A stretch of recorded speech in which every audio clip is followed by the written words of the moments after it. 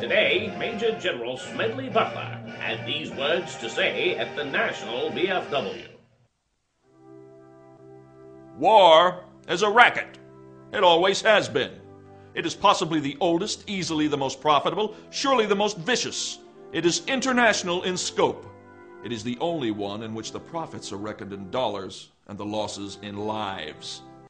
There are only two things we should fight for. One is the defense of our homes, and the other is the Bill of Rights. War for any other reason is simply a racket. It may seem odd for me, a military man, to adopt such a comparison. Truthfulness compels me to. I spent 33 years and 4 months in active military service as a member of this country's most agile military force, the Marine Corps. I served in all commissioned ranks from second lieutenant to major general.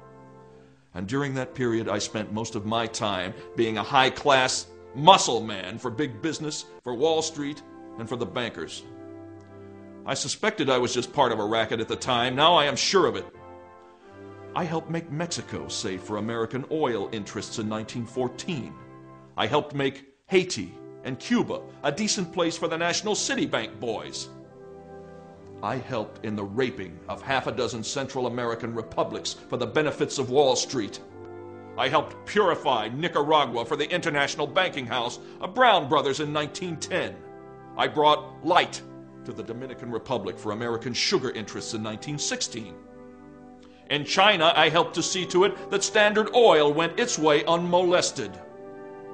Looking back on it, I feel I could have given Al Capone a few tips. The best he could do was operate his racket in 3 districts. I operated on 3 continents. A racket is best described, I believe, as something that is not what it seems to the majority of the people. Only a small, inside group knows what it is about. It is conducted for the benefit of the very few at the expense of the very many. In the World War, a mere handful garnered the profits of the conflict. At least 21,000 new millionaires and billionaires were made in the United States during the World War. How many of these war millionaires shouldered a rifle? How many of them dug a trench? How many of them knew what it meant to go hungry in a rat-infested dugout?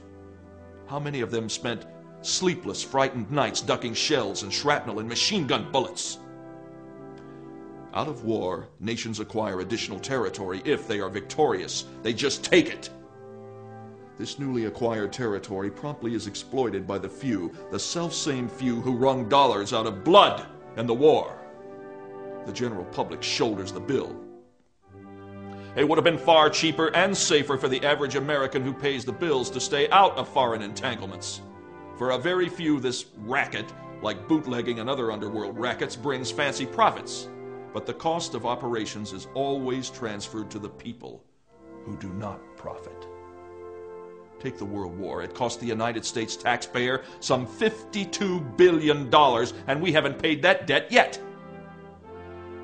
But ultimately, it's the soldier who pays the biggest part of the bill. If you don't believe this, visit the American cemeteries on the battlefields abroad, or visit any of the veterans' hospitals in the United States. Napoleon once said, "All men are enamored of decorations, they positively hunger for them." So, by developing the Napoleonic system, the medal business, the government learned it could get soldiers for less money, because the boys liked to be decorated. Until the Civil War, there were no medals. Then the Congressional Medal of Honor was handed out.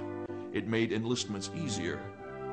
In the World War, we used propaganda to make the boys accept conscription. They were made to feel ashamed if they didn't join the army. So vicious was this war propaganda that even God was brought into it. With few exceptions, our clergymen joined in the clamor to kill, kill, kill. To kill the Germans. God is on our side. It is His will that the Germans be killed. And in Germany, the good pastors called upon the Germans to kill the Allies, to please the same God. Beautiful ideals were painted for our boys who were sent out to die. This was the war to end all wars. This was the war to make the world safe for democracy. No one mentioned to them as they marched away that their going and their dying would mean huge war profits. Thus, having stuffed patriotism down their throats, it was decided to help make them pay for the war too. So we gave them the large salary of $30 a month. All they had to do for this munificent sum was to leave their dear ones behind, give up their jobs, lie in swampy trenches, and kill and kill and kill. And be killed.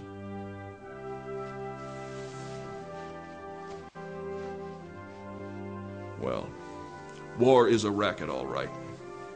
And the only way to smash this racket is to conscript capital, industry, and labor before the nation's manhood can be conscripted. Let all the officers, directors, high-powered executives, all the workers, managers, bankers, and yes, all the generals, admirals, officers, and all politicians, all government office holders, everyone in the nation be restricted to a total monthly income not to exceed that paid to the soldier. Why shouldn't they? They aren't running any risk of being killed or having their bodies mangled or their minds shattered. The soldiers are. Give capital, industry, and labor 30 days to think it over, and I think you will find by that time there will be no war. Another step necessary in the fight to smash the war racket is the limited plebiscite to determine whether a war should be declared. A plebiscite not of all the voters, but merely of those who would be called upon to do the fighting and dying. There wouldn't be very much sense in having the president of a munitions factory or the head of an international banking firm or the manager of a uniform manufacturing plant, all of whom see visions of tremendous profits in the event of war, voting on whether the nation should go to war or not. They never would be called upon to shoulder arms. Only those who would be called upon to risk their lives for their country should have the privilege of voting to determine whether the nation should go to war. That would smash the war racket. That and nothing else. The next war, according to experts, will be fought not with battleships, not by artillery, not with rifles, and not with machine guns. It will be fought with deadly chemicals and gases. But victory or defeat will be determined by the skill and ingenuity of our scientists. If we put them to work making poison gas and more fiendish mechanical and explosive instruments of destruction, they will have no time for the constructive job of building a greater prosperity for all peoples. By putting them to this useful job, we can all make more money out of peace than we can out of war. So, I say, to hell with war!